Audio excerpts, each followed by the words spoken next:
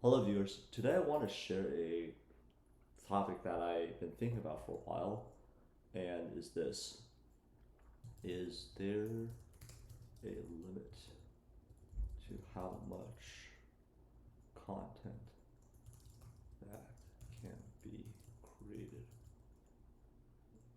as where it doesn't produce real value anymore?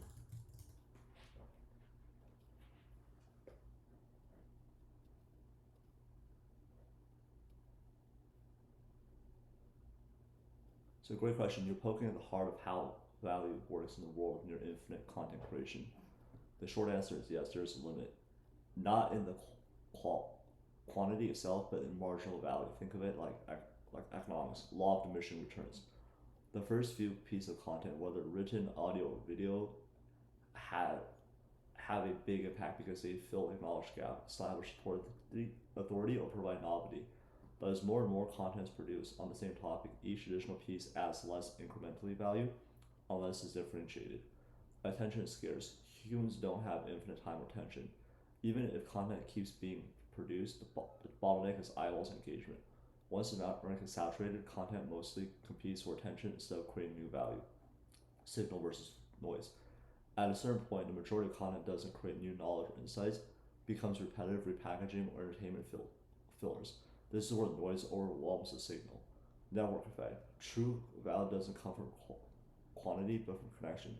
A single well crafted piece of content that shifts someone's perspective, or a library of interconnected ideas like Naval Ravikant's podcast or Talib's books, can be infinitely more valuable than a thousand shallow posts. So the limit isn't about a hard ceiling on content production, it's about the ratio of content to attention to transformation. Once the curve flattens, where more production no longer translates into meaningful transformation, the value shifts from core content to better curated context and application. That's where we're seeing the rise of curated editors, people who filter the noise, communities over content, where discussions create the real value, and embodied application turn knowledge into results. In other words, content is infinite, but the value creation is finite unless it's tied to transformation. So for Steel Genius, this ties directly to operating systems for edges in producing more content, but structured curating and delivering. So actually produces consistent transformation. That's the leverage point where value keeps scaling instead of plateauing. In that case, what's the future going to look like for content on social media?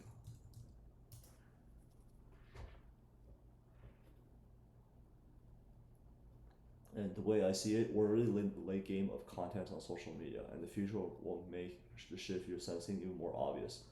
I'm gonna break it down some terms. Infinite supply, scarce attention.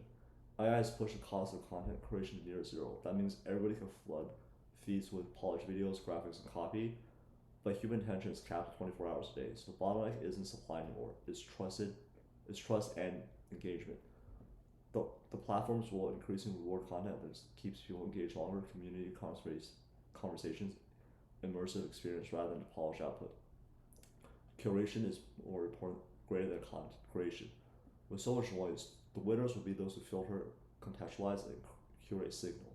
Instead of follow me for my content, it's become follow me because I can show exactly what matters. Think of it like the difference between Netflix infinite content and someone we trust recommending the show worth watching. Communities and micro networks. People will crave belongings, not just scrolling. Social media will splinter into smaller interest-based communities where conversations create more value than content. The creator economy will shift from massive following to 100 to 1,000 true fans, entire communities that feel like tribes. Experiences over posts. Static posts and generic videos will lose punch. Interactive, immersive, and participatory content, live stream, co-created projects, AI personalized feed will dominate. Value will be in watching but doing it with others. So authenticity as scarcity, where everybody could generate perfect looking content. The rare thing about being real human expression. Raw, messy, in the moment shares will feel more trustworthy than polished Instagram life. Paradoxically, the less contenty something looks, the more valuable it becomes. So monetization shift. Platforms were applying algorithms making reach without paid spend almost impossible. But the creators' businesses build off-platform ecosystems, email lists, private communities, custom journeys will own their audience and thrive. The real money won't be going viral, but building pipelines that turn social into transformational offers, products, and experiences. So the big picture, the future of content on social media isn't about who can produce the most. It's about who creates the deepest resonance, the clearest curation, and the strongest community. Or put it another way, content is the bait. Transformation trusts are the real catch. I've been really thinking about this a lot because the work I'm doing right now is in kind of like a lot of online things with online coaches and consultants, and I'm just trying to understand this from like a macro view of where exactly is everything going, because talk about attention is like the most rarest commodity, but also at the same time what it is that what exactly is the true value that's being offered for anything created on social media.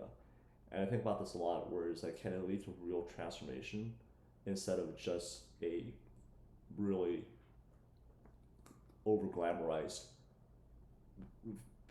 portrait of somebody or a brand or some kind of things that ultimately isn't actually solving real problems. And if it does, then what exactly are the problems that are being solved? So just some thoughts that I had of thinking about social media and content in this way that is a little bit different than what I've been seeing around, and just wanted to share this with you guys today.